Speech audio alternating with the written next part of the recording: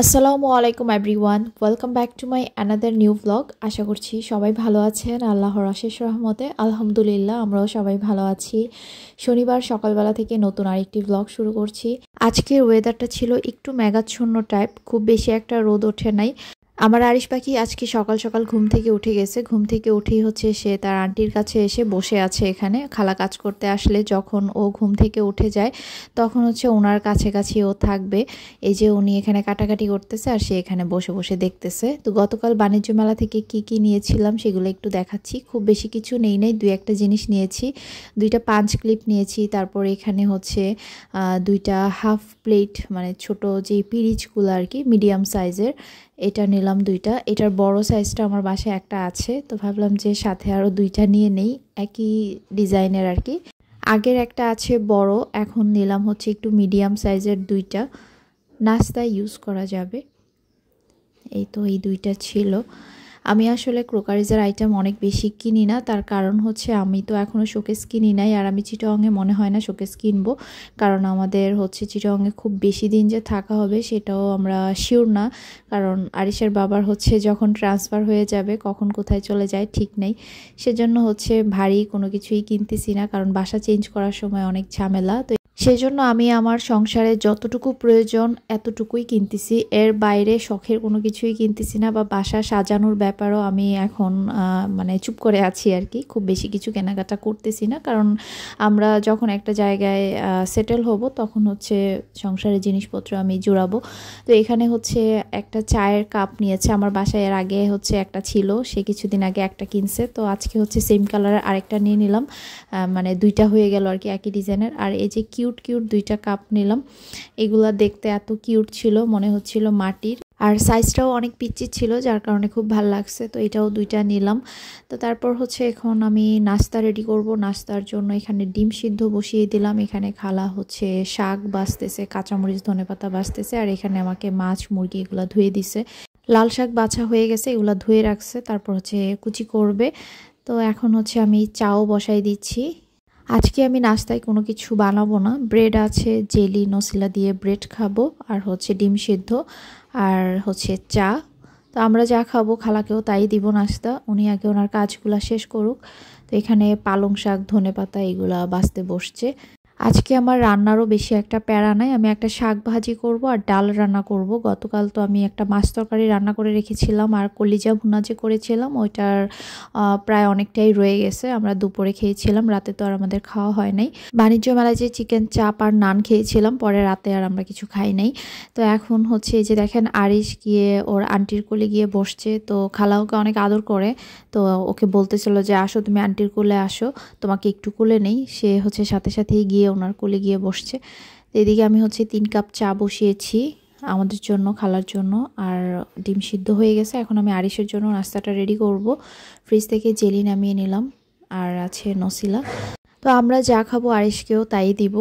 অনেক আপুরে আমাকে অনেক রিকোয়েস্ট করে লিখেন যে আরিশের ডেইলি রুটিনটা যেন আমি শেয়ার করি, খাবার থেকে A to Z সব কিছু। আসলে ওইরকম ভিডিও আমার করা হয় না, আর দেখা যায় যে বাচ্চাদের খাবার রিলেটেড ভিডিওগুলো আমি এখন একটু ইউটিউবে শেয়ার করা থেকে একটু বিরত থাকি, কারণ এটা নিয়ে অনেকে অনেক কিছু বলে যে বেবিদের খাবার আসলে শেয়ার করতে নেই। আর আমার বেবি এমনিও কম খায় অমনিও কম খায়, খাবার শেয়ার করলে যে খাবারে নজর লেগে সে খাবার খাবে না, এই বিষয়টাতে আমি খুব একটা বিশ্বাসী না। কারণ হ্যাঁ, একটা আছে যে হ্যাঁ মানুষের সামনে খাওয়ালাম, মানুষ দেখতেছে খাবারটা, সেটাতে নজর লাগে, এটাতে আমি বিশ্বাসী। কারণ এই জিনিসটা আমি প্রমাণ পেয়েছি অনেকভাবেই, যে আরিশের এই নজরটা খুব দ্রুত লাগে। তবে ফুড ভিডিওতে শেয়ার করলে, বা ওর খাওয়াটা যদি আমি কি খাবার বানাচ্ছি কি খাবার দিচ্ছি এগুলো শেয়ার করলে যে মানুষ দেখলেই খাবারে নজর লেগে যাবে, এটাতে আমি বিশ্বাসী না।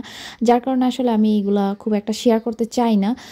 তারপর আপনারা অনেক রিকোয়েস্ট করেন, মাঝে মাঝে খুব ইচ্ছে করে যে কিছু শেয়ার করি, আবার মাঝে মাঝে স্কিপ থাকি আর কি। তো আজকে ওকে আমি দিয়েছিলাম বাটার দিয়ে কাজু বাদাম ভেজে দিয়েছিলাম, কাজু বাদামটা আরিশ পছন্দ করে, আর ব্রেড নসিলা দিয়ে দিয়েছিলাম। দিয়েছিলাম আর ডিম সেদ্ধ দিয়েছিলাম। যদিও সে পুরোটা কমপ্লিট করে নাই, তবে এভাবে সাজিয়ে দিলে খাবারের প্রতি একটা আগ্রহ বৃদ্ধি পায়। যতটুকুই খাক সুন্দরভাবে জিনিসটা মানে দেখুক, সুন্দর করে খাবার সাজানো দেখলে ওর মনটাও খুশি হয় আর ও ভেতর থেকে হচ্ছে সেও গোছানো জিনিসটা বুঝে যে কিভাবে গুছিয়ে খাবার খেতে হয়। এই জিনিসটা ছোটবেলা থেকেই আসলে শিখে। যাই হোক, নাস্তা টাস্তা খেয়ে চলে আসলাম রান্না করতে। তো কতক্ষণ বসে বসে হচ্ছে আমরা গল্পগুজব করলাম। তারপর আমি হচ্ছে 12টার পরে রান্না বসিয়েছি। আসলে আজকে তেমন রান্না বান্না নাই, তো তাই আস্তে ধীরে রান্নাটা বসিয়েছি। তারপর এখানে আমি আনারস কেটে নিচ্ছিলাম একটু ডিজাইন করে। সেদিন যে একটা আনারস আনছিল, সেই আনারস অর্ধেক কাটার পর বাকি অর্ধেক যে আমি ফ্রিজে রাখছি আমার আর মনেই নাই। ফ্রিজে কোনো কিছু রাখলে সেটা যদি পিছনের দিকে থাকে আমার আর মনেই থাকে না। ফ্রিজ অনেকবার করে খোলা হয় কিন্তু ওই জিনিসটা চোখে না পড়লে আর মনে থাকে না। আজকে হঠাৎ ফ্রিজ খুলে এটা দেখে আমার হচ্ছে মনে হয়েছে অনেক দিন হয়ে গেছে এই আনারসের। তারপরও ভালো ছিল, নষ্ট হয় না একটুও। তো এখানে আমি লাল শাক ভাজি বসিয়েছি আর ডাল বসিয়েছি। আর খালা হচ্ছে নারকেল 2টা কুড়িয়ে দিয়ে গেছে। তো নারকেলের 2টা পানি আর হচ্ছে ডাবের পানি একসাথে আমি মিলিয়ে তারপর হচ্ছে আমি আজকে ডাবের পুডিংটা বানাবো। আর এখানে আমার আনারস কাটা হয়ে গেছে। তো আরিশের বাবা হচ্ছে ডাবটা কেটে দিল। তো ডাবের ভেতরে যেরকম শ্বাসটা থাকার দরকার আমি হচ্ছে ওই রকমটাই পেয়েছি। ও হচ্ছে মানে যার থেকে ডাব কিনেছে ওনাকে বলেই আনছে যে ভেতরে যেন এরকম থাকে আর কি, খুব বেশি শক্ত না আবার খুব বেশি নরম না। ডাবের পুডিং বানানোর জন্য যেটা হচ্ছে মানে খেতে ভাল লাগবে আর কি, ওই রকমই ছিল।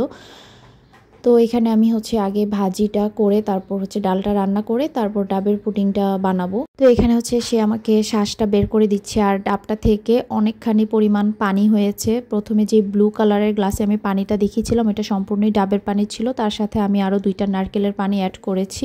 তো এখানে হচ্ছে ওইগুলা বের করে দেওয়ার পর আমি ছোট ছোট করে কিউব করে কেটে নিয়েছি। তারপর এখন হচ্ছে আমি ডাবের পুডিংটা কিভাবে বানাই আপনাদের সাথে শেয়ার করছি। আর আজকে কিন্তু আমি প্রথমবার ডাবের পুডিং বানাচ্ছি। এই ডাবের পুডিং বানাবো এটা আমি কয়েক বছর ধরেই হচ্ছে চিন্তা করতেছি। এই চিন্তা করতে করতে আমার অনেক বছর চলে গেছে, আমি এখনও ডাবের পুডিং বানাই। জিনিসটা আসলে হয়েই ওঠে না। একবার আরিশের বাবা ডাব আনছিল, ভেতরে শ্বাস হয় নাই, যার জন্য আমি বানাতে পারি নাই। আর তারপর হচ্ছে বানাবো করে আর বানানো হয় নাই। এখানে ডাবের পানির সাথে আমি 2 চামচ চিনি দিয়েছি। পানিটা অসম্ভব মিষ্টি ছিল, অনেক বেশি পরিমাণেই মিষ্টি ছিল, যার জন্য চিনি আমি কম দিয়েছি আর এক্সট্রা এখানে আমি কোনো পানি দেই নাই। তারপর 1 চামচ আগার আগার পাউডার দিয়েছি। আগার আগার পাউডার হচ্ছে আমি হাইকোটা ইউজ করেছি, এটা খুবই ভালো। ডাবের পানির সাথে সব কিছু মিক্স করে এখন আমি হচ্ছে চুলায় বসিয়ে একটু ফুটিয়ে নিব। তারপর হচ্ছে যেই মোল্ডে আমি ডাবের পুডিং বানাবো ওখানে গরম গরম ঢেলে নিব। তারপর উপর থেকে হচ্ছে ডাবের শ্বাসটা দিয়ে দিব। আমার বোন হচ্ছে ডাবের পুডিং খুব ভালো বানাতে পারে আর আমি প্রথমবার ডাবের পুডিং টেস্ট করেছিলাম আমার বোনের হাতের। সে ঢাকা থেকে বানিয়ে তারপর বাসায় নিয়ে আসছিল আমাদের বাড়িতে। তখন খেয়ে তো আমি পুরো ফিদা হয়ে গেছি, আমার কাছে এত বেশি মজা লাগছিল। এরপর থেকে আমি শুধু বলতেছি যে বানাবো। এই আগার আগার পাউডার আমি যে কবে কিনে রাখছি আরিশের বাবাকে দিয়ে সেটার আমার মনেও নাই, অনেক দিন হয়ে গেছে। আর এতদিন পর এসে আমি বানালাম। ওই যে বানাবো করে এখনও আমি বানাই আর কি, এই আর কি অবস্থা। তো এখানে এই যে আমি এখন ডাবের পানিটা একটা হার্ট শেপ মোল্ডের মধ্যে ঢেলে নিলাম। প্রথমবার বানাচ্ছি, একটু সুন্দর একটা শেপ দিয়ে বানাবো হার্ট শেপের। তো এখন হচ্ছে উপর থেকে আমি ডাবের শ্বাসটা দিয়ে দিচ্ছি। একটু বড় হয়ে গেছে কাঁটাটা, আরিশের বাবা বলতেছিল আর একটু ছোট হলে দেখতে কিউট লাগতো। সমস্যা নাই, এখন হচ্ছে পারফেক্ট হলে নেক্সট টাইম আমি আরও অনেকবারই বানাবো ইনশাল্লাহ। এটা আমার অনেক পছন্দের, আমার বোনের হাতে এটা আমি বেশ কয়েকবারই খেয়েছি, যতবারই খেয়েছি ততবারই আমার ভাল লাগছে।